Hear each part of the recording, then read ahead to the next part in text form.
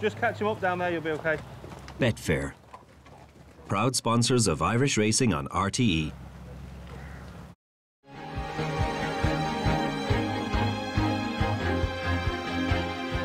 Okay, next race, the Champion Hurling, the feature race on the Tuesday and day one of Cheltenham, and the Irish support, again, Ted Walsh, is for only one horse at the moment, and it's Hurricane Fly.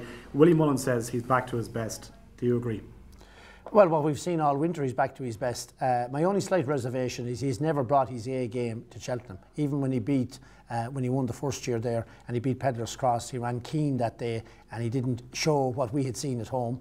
Last year, he definitely wasn't up to scratch. But if he brings his A game to Cheltenham, that we have seen here in Ireland on many occasions, I think he'll win the Champion Hurling. He's 9 years of age now, and it's not a weak field. It's a small field. Yeah. It's only 10 runners declared as it stands.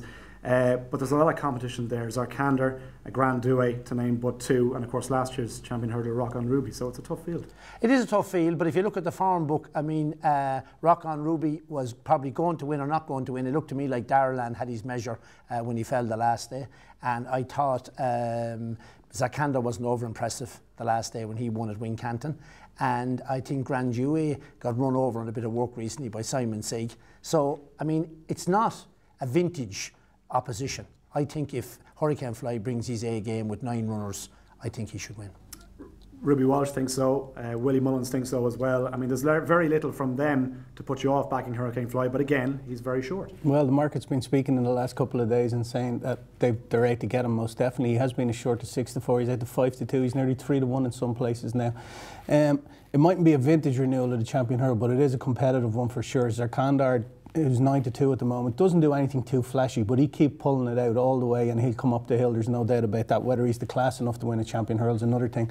Rock on Ruby, I'd say if Paul Nicholls had Rock on Ruby again this year, he'd probably be favourite going into it. Harry Fry, obviously first season trainer, although he did do a lot of the training of the horse last year. He hasn't really done much wrong this year. Grand Duet, I suppose, is a bit of a basket case. When he can get him to the track, he's very, very good. But I'm sure if Nicky Henderson gets him there on the day, he'll run a big race.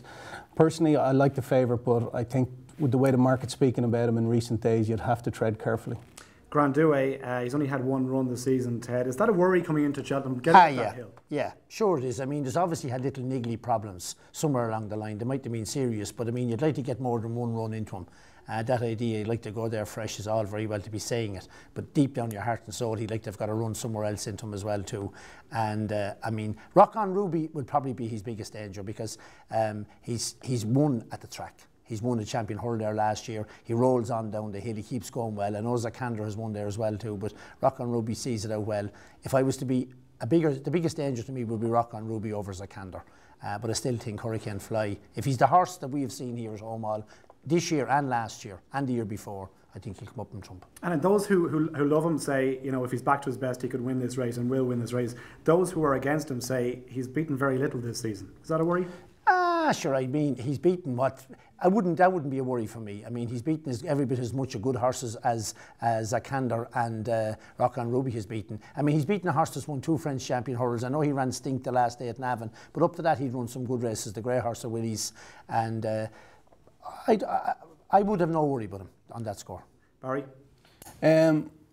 I suppose you'd have to say with Hurricane Fly, the stats are against him insofar as I think there's only one horse in recent years has regained his crown. I don't know, is that right? Comedy of Errors, he did in 75. Not that many tried to regain it after losing it, so like that's stats are there. If you want to dish him out, you could dish him out all day long, with 9-year-olds and 10-year-olds and greys and spotted and piebald horses and whatever you want to do up along that way. But at the same time, I don't think that'll make any difference. He doesn't know anything about the stats. Yeah, Donald McCain's given favourable mention to Cinders and Ashes if the ground comes up good, but it doesn't look like he's going to get his ground. But he hasn't got his ground all year. He's ran him on bad ground because he had to get a run into him. But he's given him a favourable mention as well, so he's probably one to watch out for. And he was the long prize for the Supreme Novices last year and came home and won well last year in a good race. Yeah, so he's one to keep an eye on at a decent price, a working man's price for about 12-1.